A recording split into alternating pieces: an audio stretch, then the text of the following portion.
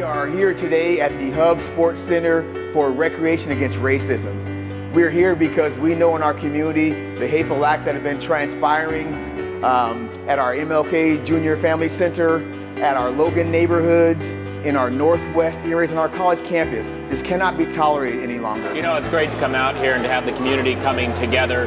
As our community and more importantly as the country seems to be so divided, coming together and really understanding, sharing a meal together, playing sports together, and really talking to each other brings us together in a way where we can build off of, in some cases, some of these instances that are there to divide us. We are going to create a community here. Are you with me? All right, that's what I'm talking about.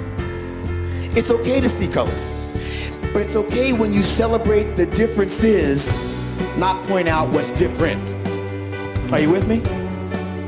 Events like this are so important to our community because unfortunately there are some that seek to give Spokane and our surrounding communities a bad name through hateful acts, people that they don't know, people that they perceive as being different. And to me, as a mom of 2 young boys, I want them to be proud of the community that they live in.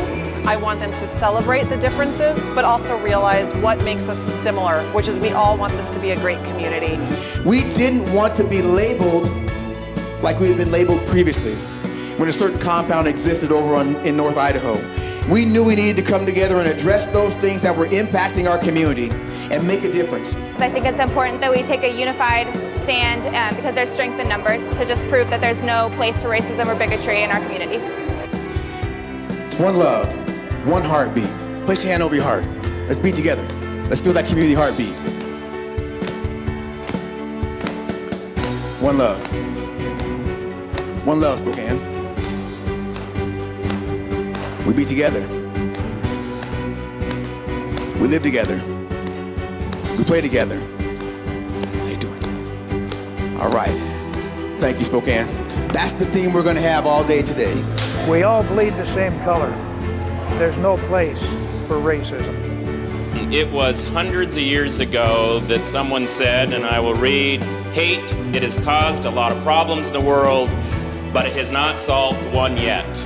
Let's work together and continue to work together so we have one great Spokane County, one great region that we can be proud of and take pride in.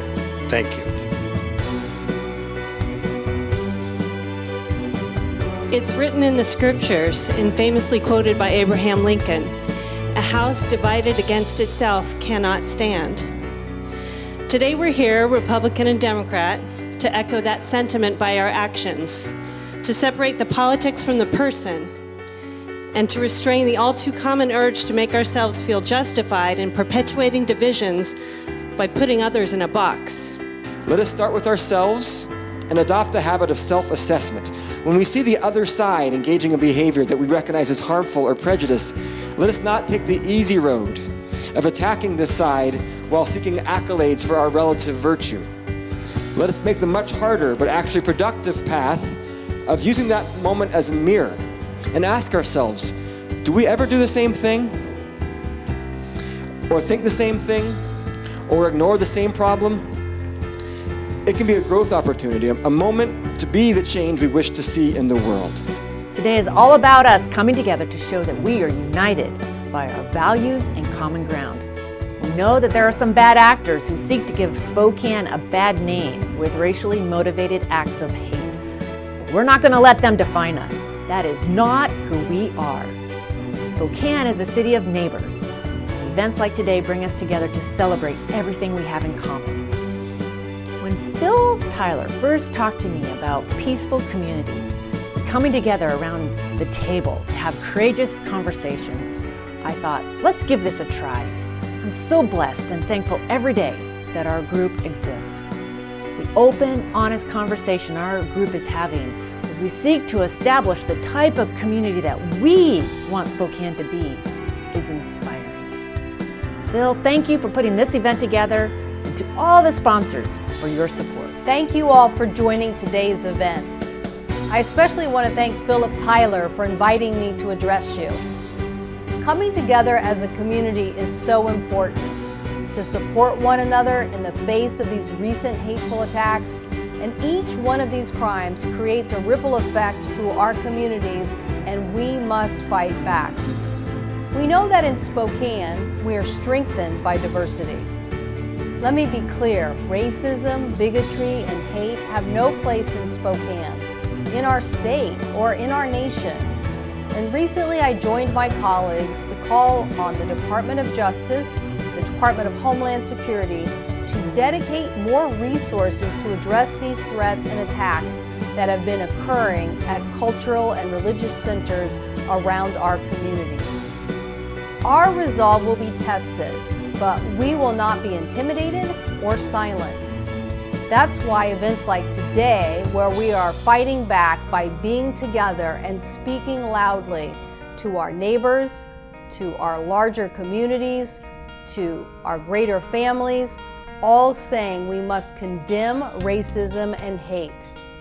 So, I am going to continue to stand with you and fight against any policies or any attempt to divide our community and our nation. Let's be loud, let's speak up, let's continue to show people that this kind of intolerance will not be accepted and that we will fight back. Thank you. Spread love, not hate. Hate is not necessarily about what we know about others, it's what is unknown. We're scared of the unknown, and the whole point of this and what's exciting and encouraging about this is it's about getting to know others. This is an event about unity, not about division. And racism is something that divides us. It's something that pulls us apart. And we're better and stronger as a community of Spokane, as a state of Washington, as a country of the United States of America, if we're all pulling together. You know, this is a really important event because not only as sheriff, but also one of the founding members of the Spokane County Human Rights Task Force, I have spent one too many Saturday mornings in our communities cleaning up literature from the KKK, spreading hate and discontent throughout our community. That has to end. That's why this type of event is so important. Spokane County, for the sake of the next generation coming up, we need to end all hate, all radicalized hate, and all racism. If not, they will not have a future. I hope that we continue to have more events like this to show unity and to stand up for one another in Spokane. I want to encourage that we continue to have the conversations and that we collectively develop actions. Not just inside of our schools, but in our community organizations, in our churches, and not just some of our churches, but all of our churches. Because that's that conversation that helps grow our understanding, helps change the narrative. And with that can become an uncomfortable feeling. And that's where I want to make a parallel to recreation, because as a person who's trying to strengthen their muscles, if any of you have ever tried to do that, you know that there's this discomfort that comes along with that, this pain. It's uncomfortable, but in time, that muscle gets stronger. When that muscle gets stronger, the body gets stronger. Those conversations can be uncomfortable, but they help facilitate growth, help make us individually stronger, and help make us as a community stronger. Look how beautiful they are. Look how innocent they are.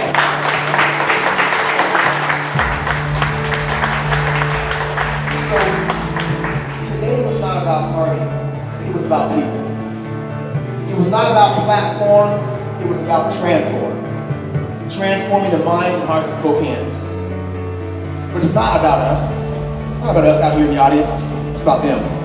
So there's so many ways where we can deconstruct our biases by being curious. To say, you know, this person speaks different, but that doesn't mean that that's everything about them. That says one thing about them, and we may not even understand fully why that is. So I want to challenge us to be curious, appreciate the information that we do have, but don't overgeneralize to say things about people that we don't know. To say that, you know, I can wear this right now, it's because I'm playing sports, but if you see me in a different way, I'll be wearing a polo, and that's comfortable for me. Other people may not be wearing a polo, and that can be comfortable for them, and we don't need to judge them for that. We can be curious about who they are and get to know them and build relationships, pursue these shared experiences to build a community. Thank you so much.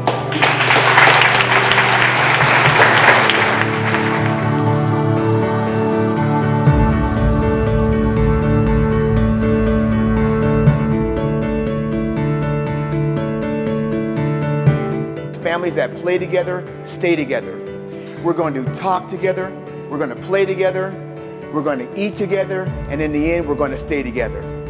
Thank you for joining us for Recreation Against Racism. Words are very powerful. It's important that when we are using words, we use words to build each other up, to help understand, not to create a division and a rift between people. So I would just encourage everyone out there, make sure the words that you use are meant to heal and to build bridges. And Spokane is better when it works for everyone. Let me hear you say, I am Spokane. I am Spokane. If you're with me, Spokane, look to your left, look to your right, and say, you are Spokane.